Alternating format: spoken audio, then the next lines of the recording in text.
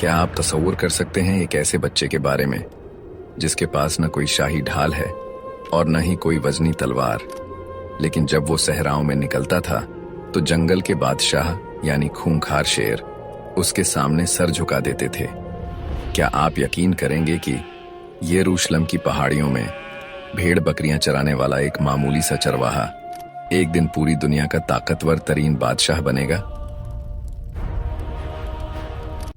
क्या ऐसा मुमकिन है कि एक शख्स अपने हाथों में ठोस लोहे को मोम की तरह पिघलकर जिस तरह का चाहे औजार बना दे?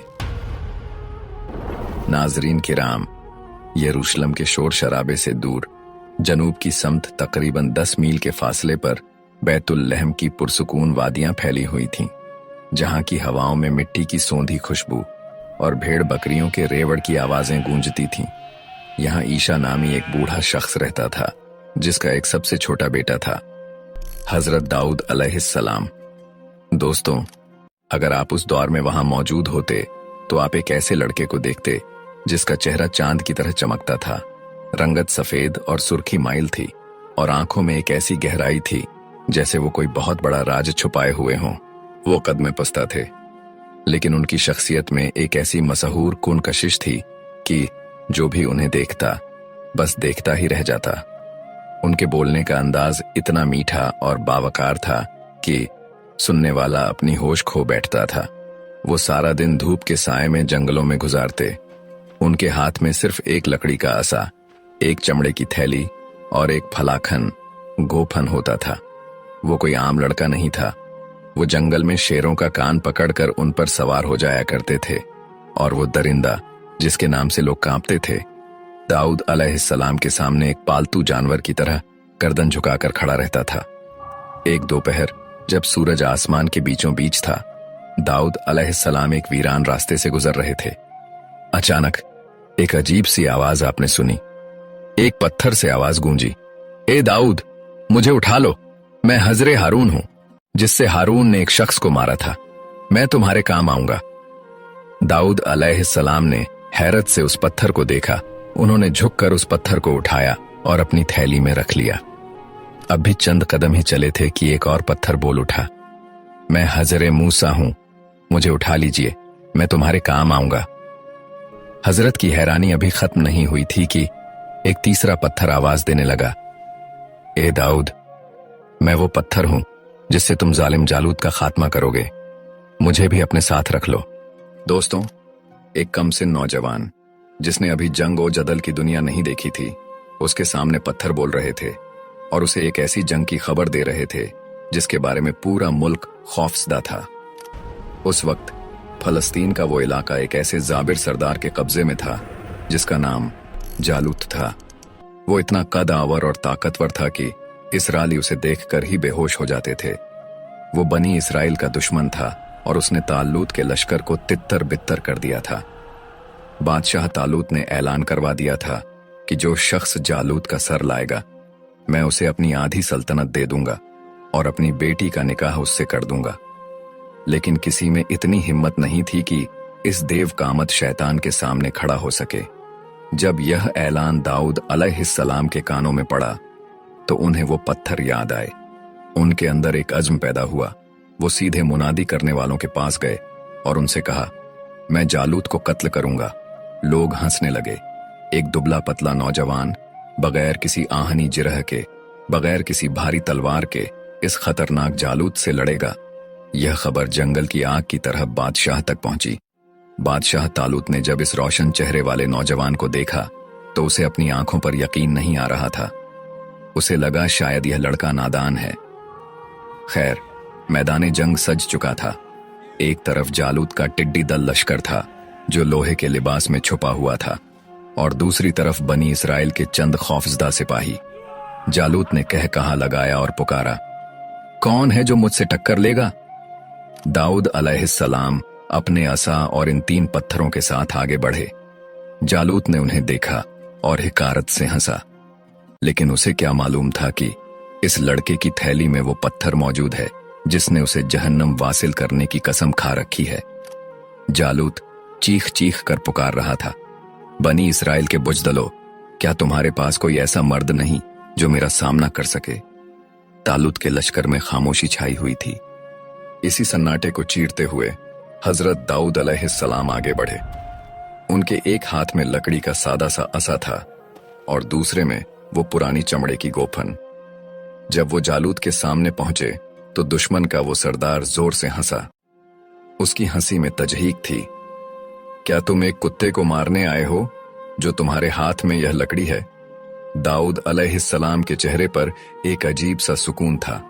उन्होंने अपनी थैली में हाथ डाला और वो पत्थर निकाला, और जैसे ही दाऊद अलैहिस्सलाम ने अपने बाजू को तेजी से घुमाया और पत्थर फेंका, वो पत्थर एक आग का गोला बन गया।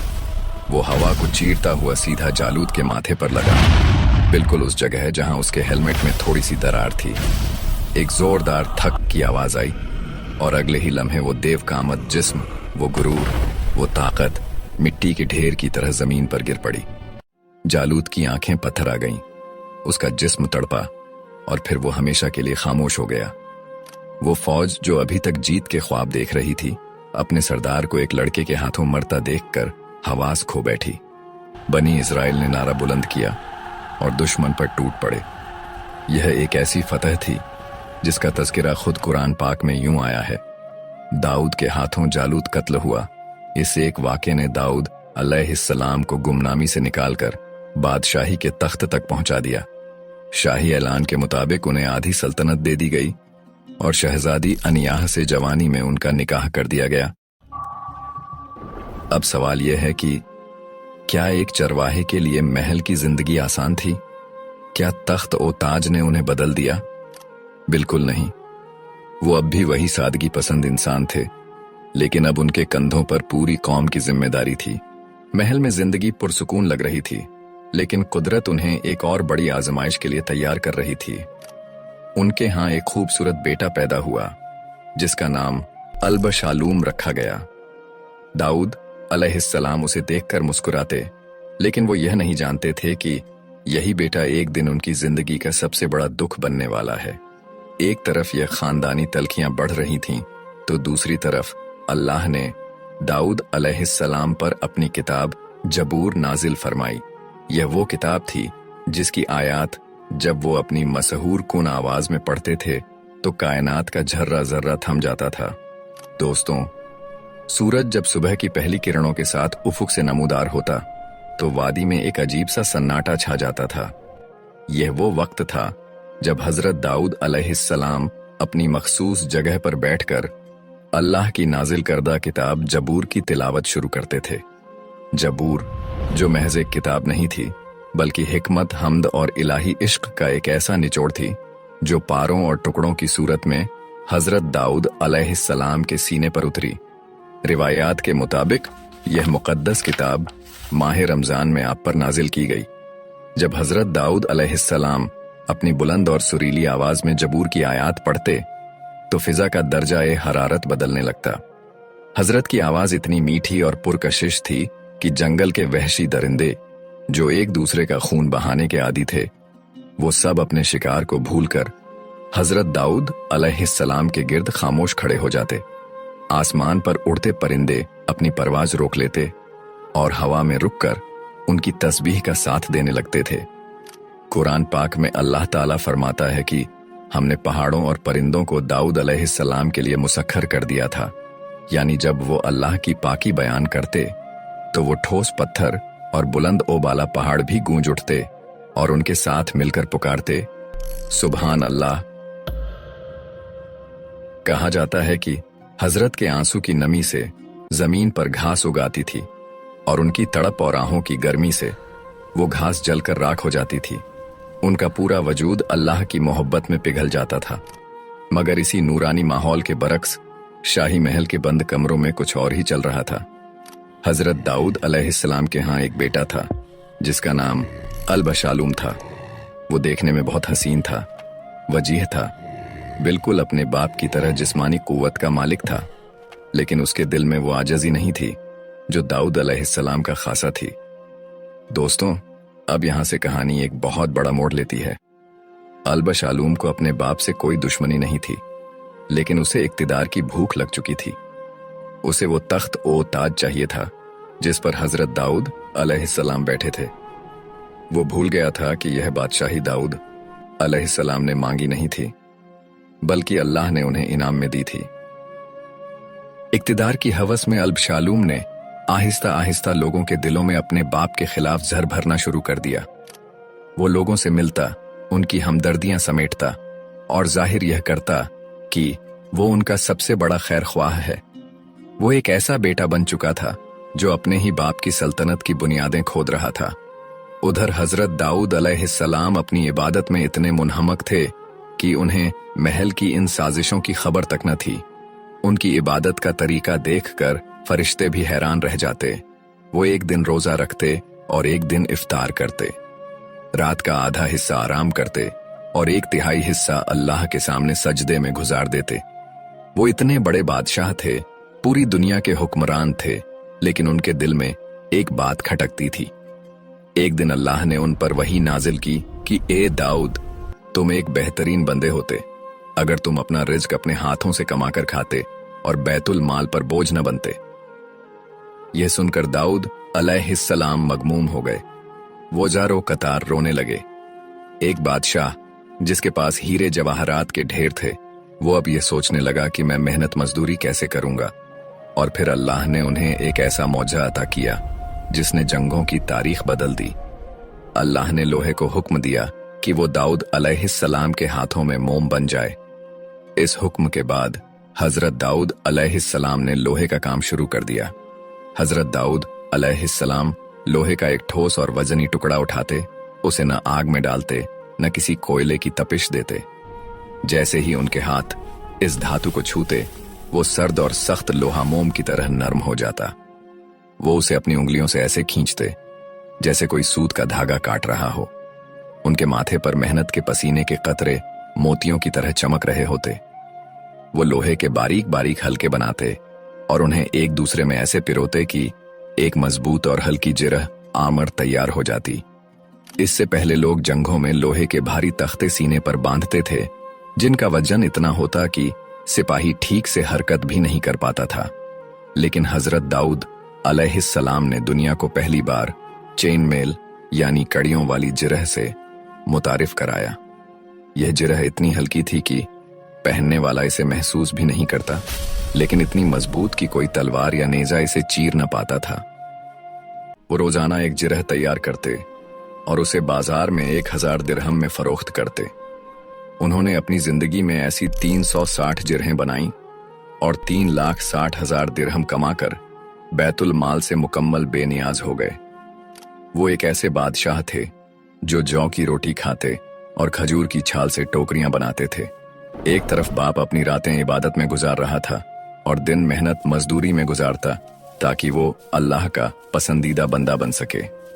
दूसरी तरफ इसका अपना खून, इसका बेटा महल के पुरतय्यश कमरों में बैठा साजिशों के जाल बुन रहा था।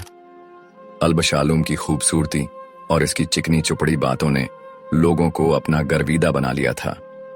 वो हजरत दाऊद अलैहिस्सलाम के दरबार में आने वाले फरियादियों को रोक लेता और कहता, काश मैं तुम्हारा हाकिम होता, मैं तुम्हारे साथ वो इंसाफ करता जो अब नहीं हो रहा। ये वो जहर था जो आहिस्ता आहिस्ता पूरी सल्तनत में फैल रहा था। अल्बशालूम ने अपने बाप की आजजी को उनकी कमजोरी बनाकर पेश करना शुरू कर दिया। वो चाहता था कि वो ताज इसके सर पर हो, वो तख्त इसके कब्जे में हो, चाहे इसके लिए इसे अपने बाप का खून ही क्यों न बहाना पड़े। उधर हजरत दाऊद अलैहिस्सलाम की जिंदगी में एक और अजीब वाकया पेश आया। एक बार वो अपनी मेहराब इबादत में तिलावत में मसरूफ थे कि अचानक एक सुर्ख रंग का कीड़ा उनके सजदे की जगह पर रेंगने लगा। दाऊद अलैहिस्सलाम के जहन में एक ख्याल आया कि अल्लाह ने इस नन्हे से कीड़े को क्यों पैदा किया होगा, इसका क्या मकसद है। अभी यह ख्याल उनके दिल में ही था कि अल्लाह ने इस कीड़े को जबान दे दी। वो छोटा सा कीड़ा बोल उठा, ए दाऊद, क्या आपने मेरी आवाज सुनी? क्या आपने सख्त पत्थर पर मेरे पैरों की छाप महसूस की? दाऊद अलैहिस्सलाम हैरान हो गए। इस कीड़े ने आगे कहा, बेशक आलमों का परवरदिगार मेरे सांस की सदा भी सुनता है और मेरे कदमों के असर को भी देखता है।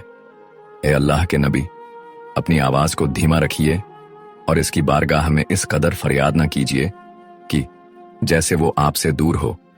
वो तो मुझ जैसे अदना कीड़े का भी ख्याल रखता है। ये सुनना था कि हजरत दाऊद अलैहिस्सलाम के अंदर आजिज़ी आ गई। वो समझ गए कि अल्लाह की कायनात में कोई भी चीज हकीर नहीं है। मगर अफसोस, जहां बाप एक कीड़े की बात सुनकर तौबा कर रहा था, वहीं उनका बेटा एक ऐसे फितने की आग भड़का रहा था जो पूरे यरूशलेम को अपनी लपेट में लेने वाली थी। अल-बशालूम अब सिर्फ महल का शहजादा नहीं रहा था, बल्कि वो एक बागी बन चुका था। उसने शहर के चौराहों पर खड़े होकर लोगों से कहना शुरू कर दिया था, मेरे बाप अब बूढ़े हो चुके हैं। वो अपनी इबादतों में इतने मगन हैं कि उन्हें तुम्हारी तकलीफों का एहसास नहीं। आओ मेरे साथ मिलो, मैं तुम्हें वो इंसाफ दूंगा जिसका तुमने ख्वाब देखा है। दोस्तों, जरा इस बाप के दिल का सोचें। दाऊद अलैहिस्सलाम को मालूम था कि उनका बेटा क्या कर रहा है। वो इसके बढ़ते हुए कदमों की आहट सुन रहे थे, लेकिन वो एक नबी थे, वो सब्र के पैकर थे। वो चाहते तो एक इशारे पर बेटे को कैद करवा सकते थे, लेकिन वो बाप की ममता और अल्लाह की रजा के दरमियान पिस रहे थे। उधर बेटे ने एक चाल चली। उसने 50 ताकतवर सिपाहियों का एक दस्ता तैयार किया जो हर वक्त उसके साथ साए की तरह रहते थे। उसने अपनी सवारी के लिए ऐसे घोड़े चुने जो बिजली की तरह दौड़ते थे। वो जब भी बाहर निकलता एक बादशाह की तरह निकलता, ताकि लोग उसे अभी से अपना हुक्मरान समझने लगें। साजिश इतनी गहरी थी कि महल के अंदर मौजूद कुछ अहम सरदार भी बेटे के साथ मिल गए थे।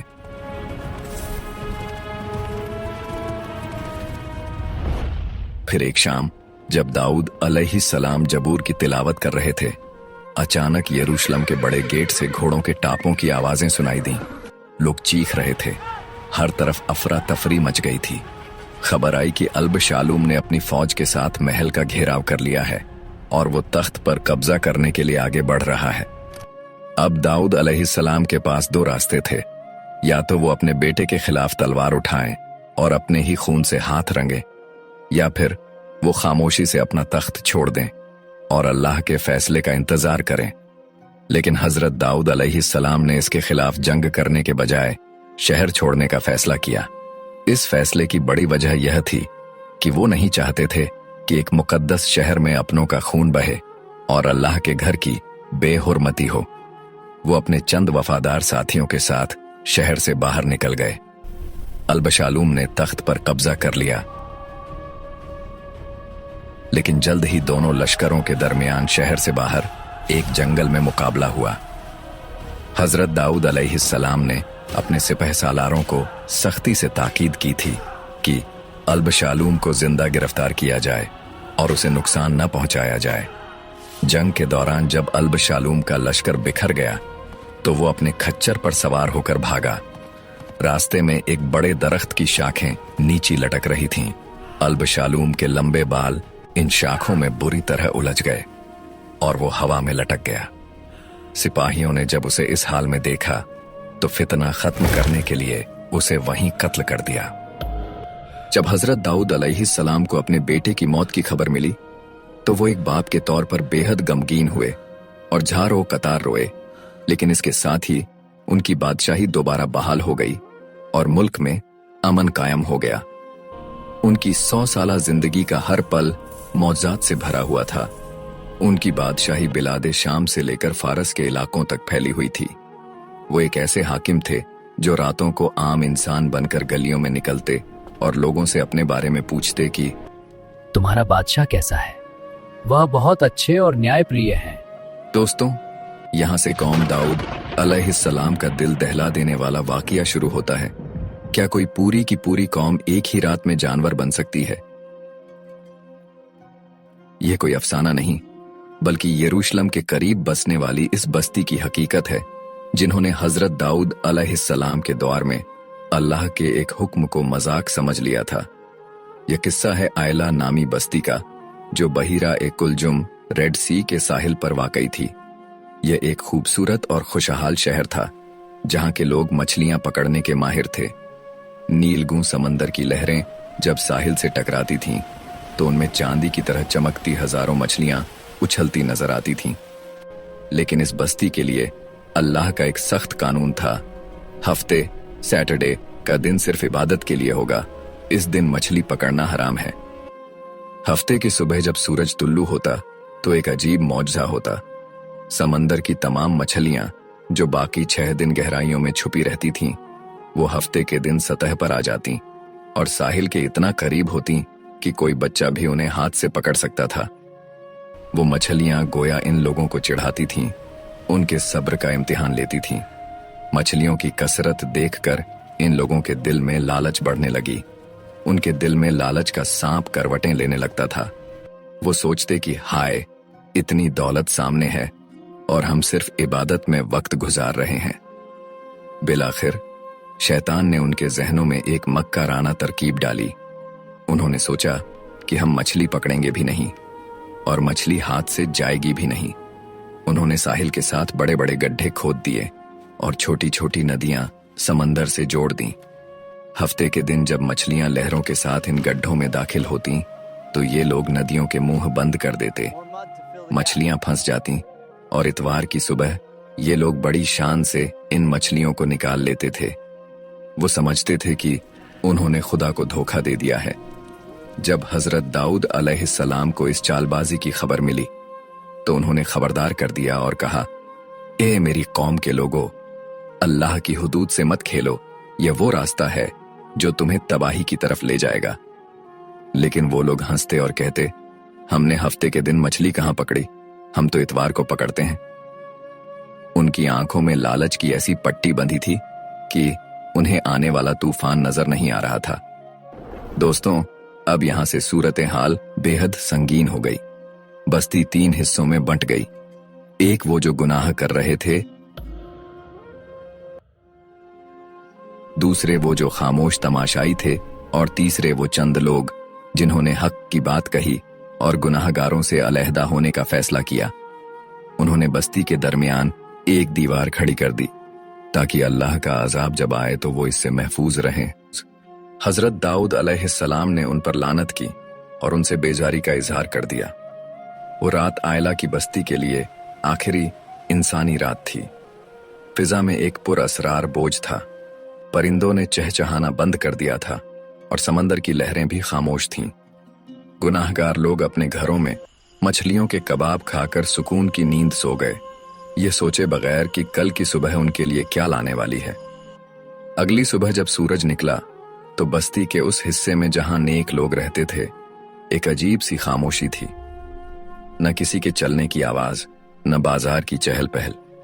जब कुछ लोगों ने हिम्मत करके दीवार के ऊपर से झांका तो उनकी चीखें निकल गईं। गलियों में इंसान नहीं थे, वहां हर तरफ बंदर दौड़ रहे थे। वो बंदर एक दूसरे को हैरत से देख रहे थे और इंसानी आवाज में रोने की कोशिश कर रहे थे, लेकिन उनके हलक से सिर्फ जानवरों जैसी चीखें निकल रही थीं। यह वो लम्हा था जब उन लोगों को एहसास हुआ कि अल्लाह के हुक्म से मजाक का अंजाम कितना होलनाक होता है। वो बंदर अपने इंसानी रिश्तेदारों को पहचान रहे थे। वो उनके पास जाकर उनके कपड़े पकड़ते और उनके पांव में सर रखकर रोते, लेकिन उनके चेहरे मसक हो चुके थे। क्या आप जानते हैं कि इन बंदरों का अंजाम क्या हुआ?